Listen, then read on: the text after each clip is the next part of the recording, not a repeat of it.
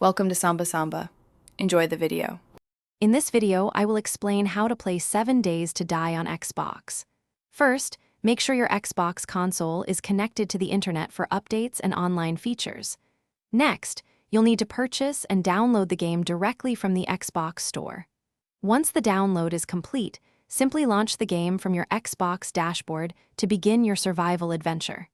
It's a straightforward process to get started. Once you're in the game, your first priority is survival. Start by gathering essential resources like wood, stone, and plant fibers from your surroundings. These materials are crucial for crafting.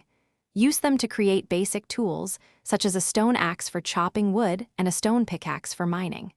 Most importantly, construct a simple shelter before nightfall to protect yourself from the dangers that emerge.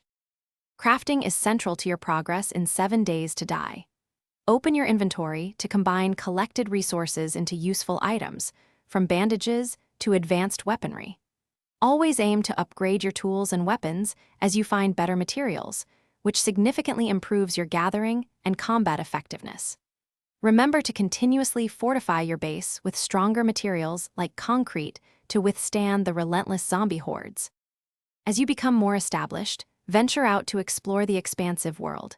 Discover abandoned buildings, hidden caches, and new biomass for valuable loot and resources.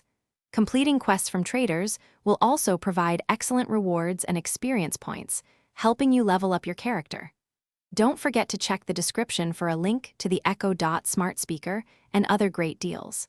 Keep exploring and building to thrive in this challenging world. Thanks for watching.